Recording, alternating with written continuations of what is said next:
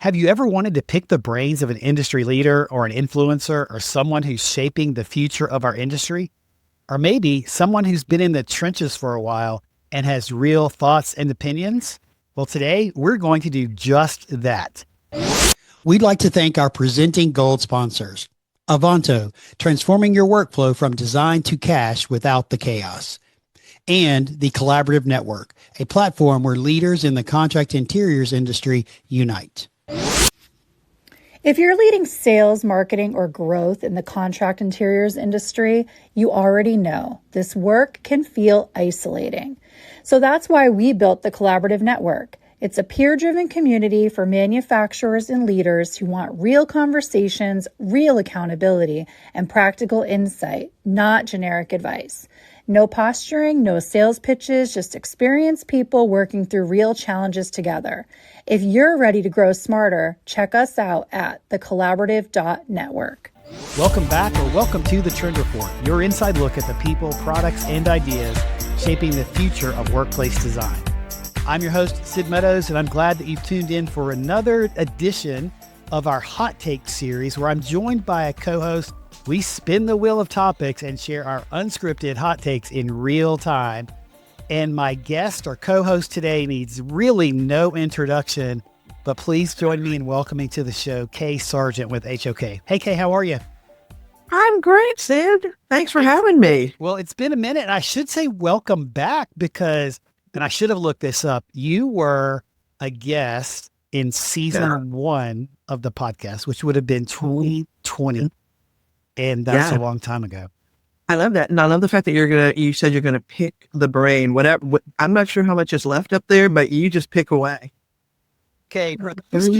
Trust me. It's going to be fun. For those people that don't know you, briefly tell us who you are and what you do.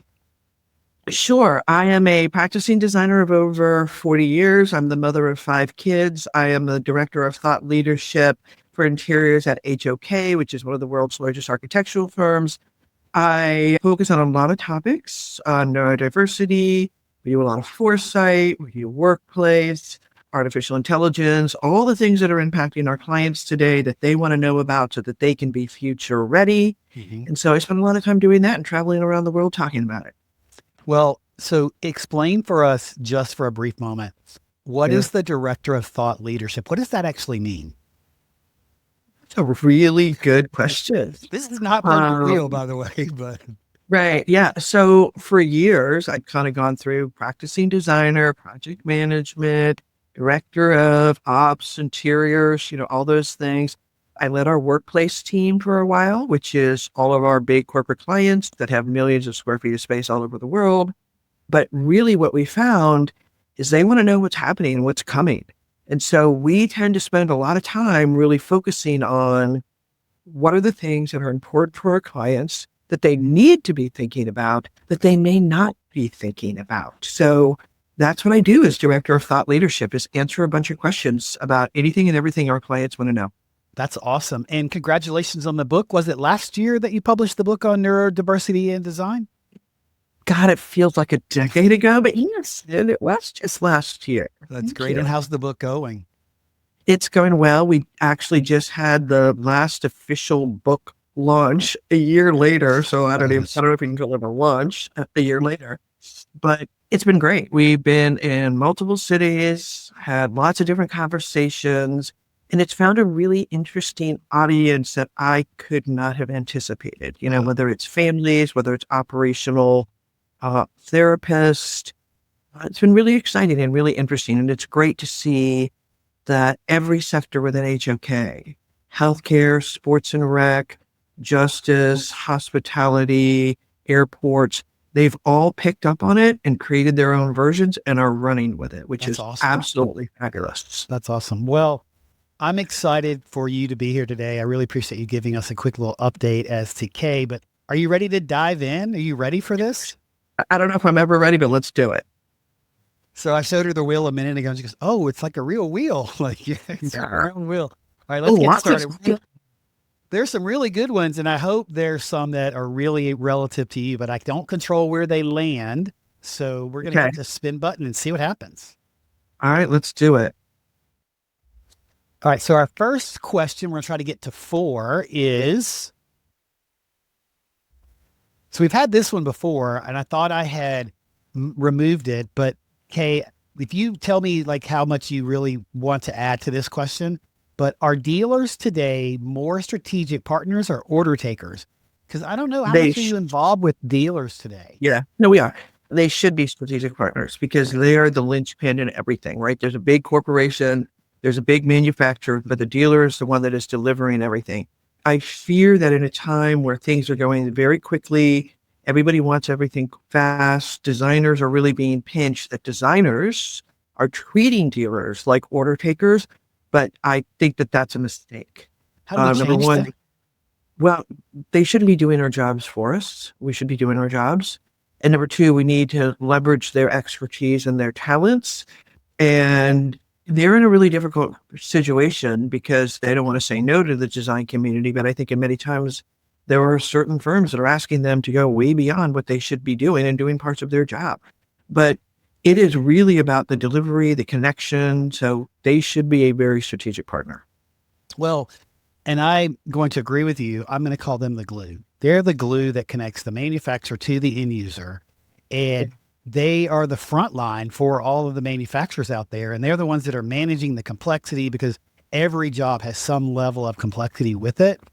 And so I do believe they're continuing to evolve to be more strategic partners, but there are those that just take orders. And I am resisting from asking you tons of follow-up questions because this is not an interview show. This is a spin the wheel. But we'll come back to that later. Yeah. Well, I'm just like, there's so many questions there, especially about the design community, working with the dealers and how do we get more involved and become better partners and those kinds of things. But we're not going to do that because we're spinning the wheel. So we're going to spin and get another question. We're going for All right, we're let's making do it. 5 today. So we'll see. Let's see if we can get 6, but we'll see. Nope. Okay. This actually affects everybody in our industry. So, Kay, why do you think that we have a hard time recruiting new and young people to the industry as a whole? Because we don't perceive it as a viable career path early enough in their childhood. Mm-hmm. So every child enters kindergarten thinking they're an amazing artist. Everybody builds with blocks, but somehow Sir Kenneth Robinson talks about how creativity is beaten out of children in our school system. And architecture and design are not presented as really viable career paths early enough so that people can decide they want to go into it. I can't tell you how many college students come to me and say, oh, I decided I wanted to go into architecture and design like halfway through. I never really realized that was a path. And especially interior design, the way that it is represented, if at all, in high school is so pathetic that it actually does the industry a disservice. So, and those are great points. And I think part of it is, and I'm going to tie to it. I heard Rex Miller talk about that creativity stat that you talked about in the very beginning in the answer about how it's the behavior we taught not to be creative starting around kindergarten or whatever. And I think it's really fascinating, but we're not an industry that is talked about on college career day, whether it's furniture, fabrics, carpet, interior design, architecture. We're just not talked about. We're not there. No. And I think it's incumbent upon us as an industry to show up. We got to be there. We got to tell people about this industry and all of the different roles that you can hold inside of the industry. Because it's not just sales or interior design. There's marketing, there's manufacturing, there's engineering, there's graphics. There's so much. And the role models in media are pretty weak and very one-sided. No. I'm like in television shows or HGTV, right? This whole notion of, I can create something overnight and it's, wizardry. And it's, I don't think it is giving our industry a fair shake about what it really is. I would agree with that. The media has portrayed it in a way that, my daughter started out in interior design. And interestingly enough, she ended up moving to fashion, which is really where she should have been. But in high school, so she's 15 going into her freshman year, they are required to pick a path. And she picked interior design. She didn't know much about it. What she knew about it was what she had seen on TV. Yeah. Right? Now she stayed in that path all through high school, but I can tell you once she got into some of the mechanics of it, like she hated using AutoCAD. She hated drawing things, right? Like that. Well, I'm so glad that she found fashion there too. But I think the schools could do a better job at helping explain what are the roles inside of our industry that people can access, because there's tons of them. And this is a fun place to work. It's great. It's a really fun industry. You're right. Yeah. Did you ever think that you'd be doing thought leadership when you got your design degree? I've done things in my career I could have never imagined. Never. I did security design. I got paid to break into buildings. I helped write ADA. I designed master plans for military bases. I've designed courthouses, courtroom. I mean, I've designed everything you can imagine, and I never could have thought about that early on. And again, I think that goes to, we need to talk more about what we do and what is possible inside of our industry. Absolutely. One day, I'm going to bring on somebody who designs parking lots and have a real discussion. Mm-hmm. Okay. All right. So the next question is, are we making it harder for our customers to buy from us? I think it's more confusing. And if you're stuck in a certain rut, I think 10 or 15 years ago, our clients were very used to going to one manufacturer, buying everything from them, because 70 to 80% of what they were buying were rows and rows of paneled systems, and then a little bit of ancillary product. There's the word I'm looking for. But now it's more complicated. Mm-hmm. And there are more manufacturers and more product, and a much higher percentage is coming into that ancillary type of furniture. And so I don't think we're making it harder. I just think it is more complicated, because it's not just this go to one person and they have everything and 90% of it is this and that's the discount. And so if you're stuck in that model or mindset, then yes, you absolutely think it's harder. Yeah, and I'm agreeing with you on this, because I also think when you really start to dive in, there's thousands. The statistic that I heard, it was over 3,000 manufacturers in our industry. Of those that's a lot, right? But of those 3,000, only 10 of them are large. The other two, let's say there's 100 that are large. The other, for easy math for me, the other 2,900 are small businesses. And which is great, because they all bring something unique to the table and something different to the table. But I do think we're adding complexity to the process. I think we're adding complexity to some of the products that we specify, when we should be trying to figure out how to take complexity away and make it easier. And at the end of the day, does the customer really care about the brand that they're buying or the solution that they're buying? I think it's this. Well, I'd also say that many people, when they ask me about what is the workplace of the future, what they're really asking me is somebody going to come out with something that's going to make everything I just bought obsolete? And how am I spending my money?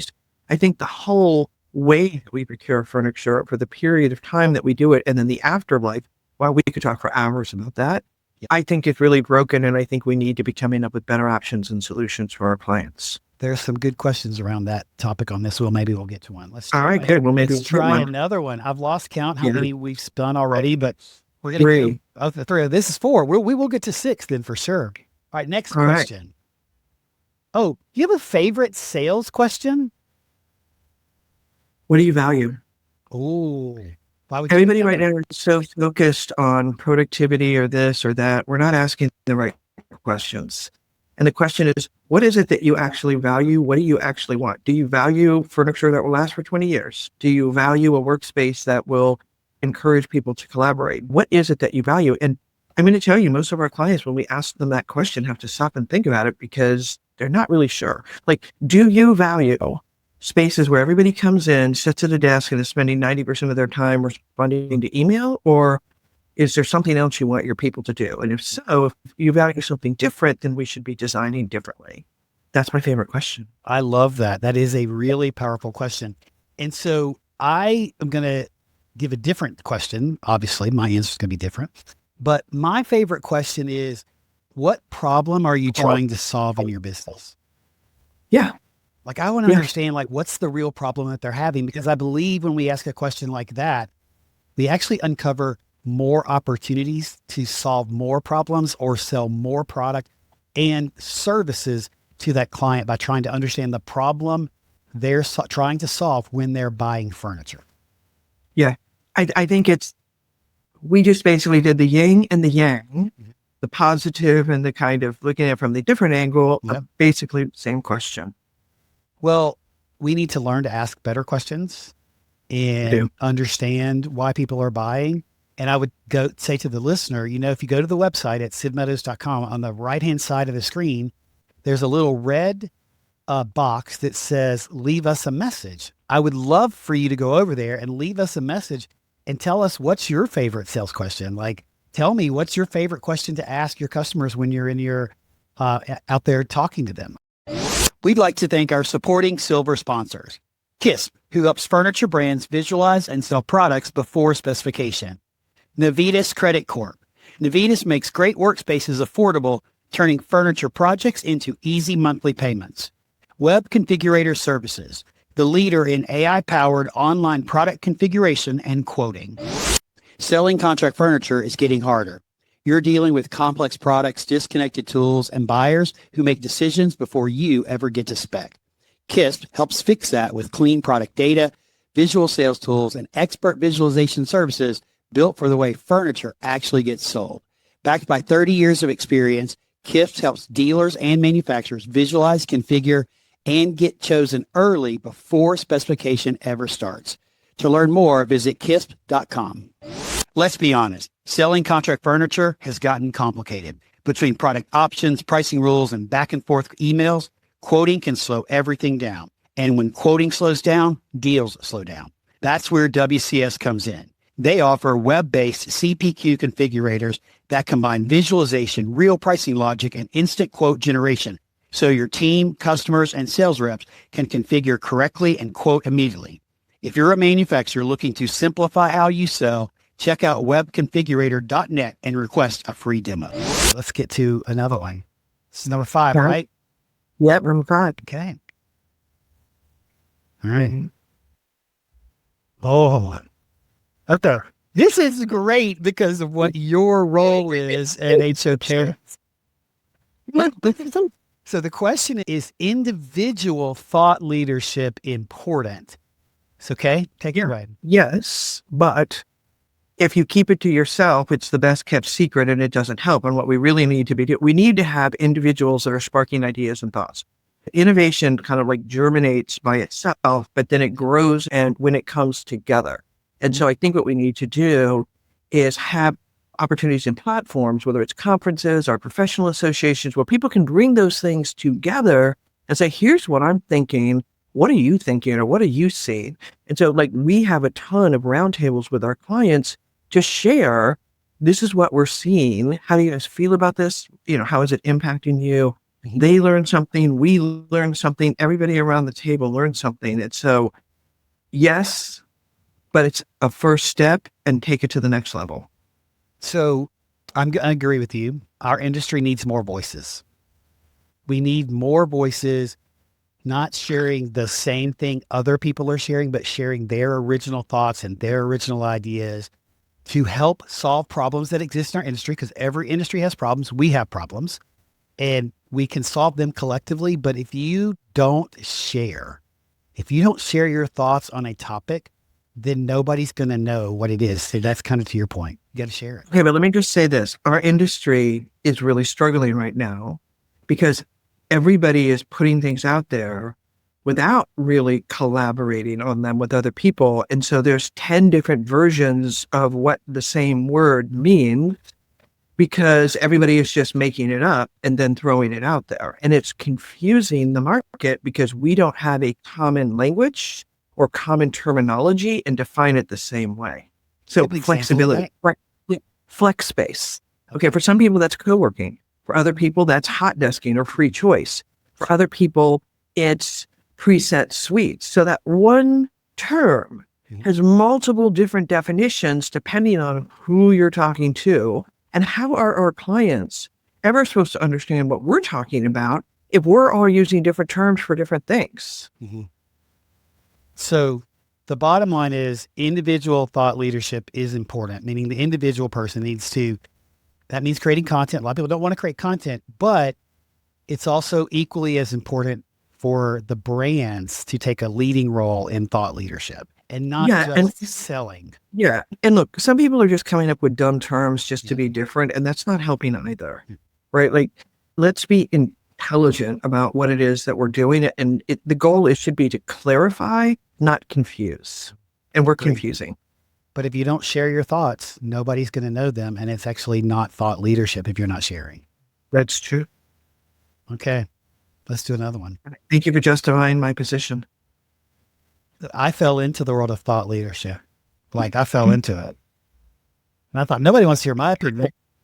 Okay. Did when he went. Question number 6. Okay. This is actually a really good one, and I want to take it up beyond the term that's on the screen. So the question is dealer consolidation good or bad for the industry? Let's frame that as, is consolidation good or bad for the industry? Because it's happening at the dealer level, the manufacturing level, and a lot of other places. Well, I'm gonna address it at the dealer level first, because I think there's a huge difference. Organizations tend to be global. Manufacturers tend to be regional, maybe global.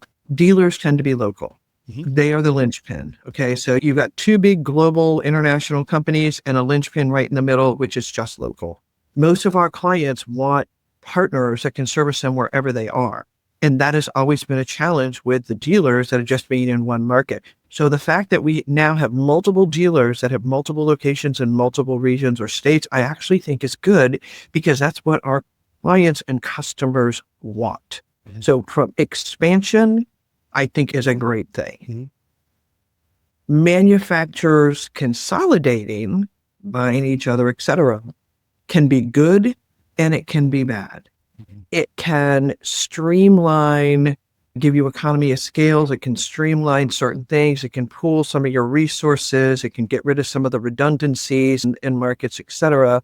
On the other hand, it can also, if certain people become too big, then they can stamp out some of the competition. So it depends on the responsibility with which you yield that. Oh, that's a great answers. So consolidation's here. It's happening. I've yet to really form an opinion whether I think it's good or bad. I'm watching it and I'm trying to pay attention to it. I do understand that strategic dealer growth into a marketplace to support their alignment, because that's mostly where you see it, is with the major alignment brands, and be able to expand the alignment in those key marketplaces. If the dealer is willing to take the risk, then I think it's good, because it is a risk. If your corporate headquarters is in, Chicago and your office is in Miami, there's risk associated with that, right? And so Yes. I think if you're cost. Say that again. And cost. Oh yeah, gosh, yeah, absolutely. So, but I understand your point, especially for the Fortune 500 that's operating in multiple markets and working with potentially the same dealer across those markets. When I was a global account manager at Hayworth, that was always the big topic of how we're going to support the customer across their portfolio. So, but manufacturing consolidation to me is interesting. I love it when I see smaller brands consolidate, either one by the other, or they merge together to expand their portfolio, because as a huge advocate for small businesses, that's helping the small businesses grow and expand their reach and maybe go into markets where their brand hasn't been and the other one has been.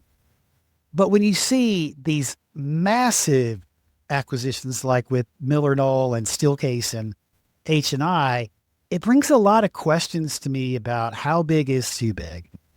The redundancies that exist with basically the same, I'm going to use panel as an example, but basically the same panel system from 3 or 4 different brands.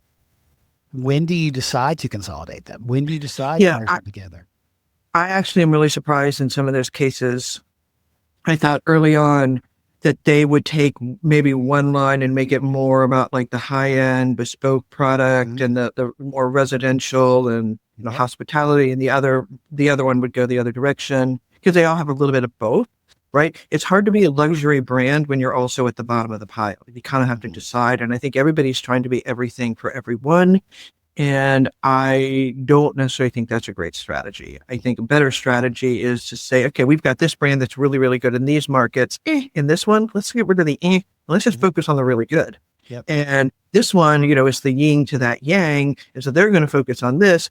And so you have 2 brands that are coming together with different value propositions, capitalizing on what each one of them is bringing to the table that they succeed in, and you focus on that. If you're just basically saying we're going to keep your yucky stuff too, and it's going to compete with these guys' stuff, I don't think that's a great model. So I saw this video the other day of somebody talking about selecting chairs from a brand that has consolidated with another brand. Okay, I won't name them because I'll get in trouble, but that's okay. But if I'm a seller of that particular brand and it's for a task chair to go into an open plan, I have 25 choices. Why? Why does that brand offer 25 choices of a chair that basically does exactly the same thing with similar features, and they look really close to each other, and maybe they're all mesh back? Like, why as a brand do I need that many options, and why do I need my dealer customers that many choices? The argument would be features and price point, but you still don't need 25. No. Give me 5. five. Simplify things. We're going to go one more time, Kay. Let's do it. Let's go for 7. All right. Whoa. We're breaking records here today with Kay Sargent. All right. Last question. Oh, this is a good one. I just added this one today. So what's one thing that will shape the future of the industry over the next 5 years? I hate to even say it, but it's just the obvious answer, and it's the unknown, and it has, just such wide sweeping things, but AI. Mm-hmm. AI is really, I think, you think about the fact that ChatGPT has only been around for 3 years. And I think we are in a race with technology. Stephen Hawkins once said about how quickly it will evolve and the wisdom with which we use it. This will absolutely change the way that we ideate. It will change the way we manage. It will change the way that we create things in a good way and in a bad way. And I think we need to be really, really intentional about this, and it's going to change our business. And I think we need to be prepared for that. So how are you seeing AI implemented in the interior design community? It's helping with time management. It's helping with, there's 3 kinds. Okay. So we kind of look at this like there's the operational side. Yep. There's the analytical side, and there's the generative side. So the operational side, building management, operations, we've been doing that forever. Analytical side, I get a 500-page RFP, go through here and tell me what are the main things that are important, what are the things I have to do, so helping you analyze things. Written word, we are not using it for generating the written word. We are looking at it to polish the written word, because I could talk about that for hours, about the problems and the challenges with that. But we have clients that are handing us images that they created with generative AI and saying, this is what I want it to look like. Mm-hmm. And right now, as an industry, generative AI can create amazing looking things.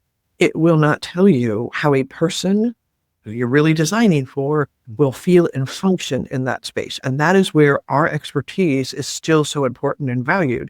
Mm-hmm. And we need to lean into the science of design to say, yeah, that might look good, but here's the reasons why that wouldn't function well for you, like the flooring, the ceiling, the acoustics, all of those things. So if all we're doing is thinking about what looks good, then we're no better with somebody with generative AI. As a profession, we have to pivot to agentic orchestration, where we are leveraging it to help get rid of some of the things that are dull or, monotonous, or to help refine things and can help analyze things. But we have to use our intelligence, expertise, and our training to be able to really help still set things apart, determine what is right for our clients and not just what looks good, but what will function well. What is it that you value, and what problem are you trying to solve? Like mic drop right there. I need a mic drop sound on my board over here, because that's on point. And I agree with you. 5 years ago, I wouldn't have obviously said AI, but obviously with the advent of it coming out in the last 3 years, with really, even though we've been using AI for a long time, OpenAI really put it on the map for everybody. And then it just exploded from there. And it is literally a daily thing. Like, it's every day there's something new with it, right? But I think it's about, to your point, Kay, how are you using it? And telling it to go and do something for you. Let's just use write an article. Go write an article for me about neurodiversity in design, and use Kay Sargent's book as the bullet points for this. Boom. Okay, it can do that. Does that have any Sid in that? No, it doesn't. Right? Yeah, but Sid, let me just use your example. Yep. Okay. So at one of the book launch events, somebody came up to me and said, "Oh, I read your book last night." I'm like, "You read the whole thing last night?" that's pretty impressive. And he goes, well, I had ChatGPT do a download for me and it gave me kind of the cliff notes. I said, really? It's not reading a And book. he goes, yeah, and I can ask it anything about your book. Here, watch. And so it asked a question, and it asked, what does Kay say about her son in her book? And within, 5 seconds, there's a whole little paragraph. And I'm reading this, and I'm like, wow, this is kind of interesting. I don't remember writing that. It was so articulate that it had me questioning whether I had put that in the book or not. And I'm like, wait a minute, that's not true. I wouldn't have put that in the book because that's not true. And he said, really? So he took it back and he said, can you fact check that and tell me if that's 100% accurate? And then it came back and said, well, that's not exactly what Kay says in the book, but it's something like what she would say in the book. Yeah. So if I hadn't questioned it, he would have believed that that was true, and it wasn't. And then he would have shared it. Yeah. ChatGPT will give you an answer 100% of the time. It will never be 100% correct. Right. And I think that's, if you don't understand it at a deep enough level to question it, then be careful what you're asking, because you don't know whether you're going to get the right thing or not. Well, I'm an enthusiast with AI. Like, I love learning about it. I'm not trying to be an expert, but I'm trying to learn, because I get asked about AI on a regular basis, right? So I'm trying to really learn about it. And I want to pay attention so that I can, be able to help answer questions. And I've learned how to I use ChatGPT. I've learned how to talk to it a little bit. I've learned a lot. I've learned how to get it to cite its sources and where that information is coming from. I'm reading a book right now called The AI Driven Leader by Jeff Woods, which talks about how to use it as a thought partner, not the thought leader. You're the thought leader. Let it be your partner. And I love brainstorming with ChatGPT. I love saying, like, interview me, ask me questions, because the important part here is that if I'm going to do something that I'm going to put out in the public, that I'm part of that. So the best way to do that is for it to interview me and to hear my thoughts and to then incorporate that into the topic. So it's a great book. Here it is. Yeah. Ooh, interesting. I love it. Yeah, we're using it a lot, but cautiously. Yep. So you haven't implemented it across your portfolio yet? Oh, in many ways we have. I mean, we have tools that we are using, and we are being very strategic. The other thing I think that we're very cautious about is, if we have a lot of information about our clients, and once you put that in there, it's out for the world to see. And so we are very, very protective about our clients' information and what we are putting into that, because we never want to compromise any of that. Yeah, I talked about that in the first episode, I think, of this season with Hunter Jensen from a company called Barefoot Solutions. And we talked about policies, governance policies, being secure with the information that you're sharing. It's so very important that you're using a private AI and not a public AI. And you can create your own private version, so it's behind your security, so that you're not teaching and sharing confidential information with the world. I think that's really critical. I just think, I think we're dumbing into a lot of stuff that we don't really understand the full ramifications of. And I think it's got great, interesting potential for the next few years. It's the longer term trajectory that I'm much more cautious and I lose sleep about. So I got to tell you, we could keep talking, but we're not going to, because that's all the questions. And we broke a record. We got to 7 questions. I cannot thank you enough for being here today and coming in and being brave and spinning the wheel and hot taking with me. If our community would like to get in touch with you, what is the best way for them to do that? They can follow me on LinkedIn, or, kay.sargent@HOK.com. Super easy. We'll drop all that in the show notes. Just remember, if you reach out to her, let her know that you heard her here on the Trend Report in 2026, not in 2020 when she was on. And I was really not a great podcast host back then, but thank you. Great. Thank you again, Kay, for being here. We'd like to thank our community bronze sponsors, Catalyst Consulting Group, Reshape, and Staffing Plus. Public sector sales don't happen by accident. They happen by strategy. At Catalyst Consulting, we help small business manufacturers break into and grow within federal, SLED, and cooperative contract markets. With over 100 years of combined experience selling to the public sector and the commercial furniture industry, we know what it takes to compete and win. We help you align with the right contracts, the right partners, and the right opportunities. Government sales are complex. Your strategy shouldn't be. Visit strategic-catalyst.com and take our Pathfinder assessment to see where you are on your public sector path.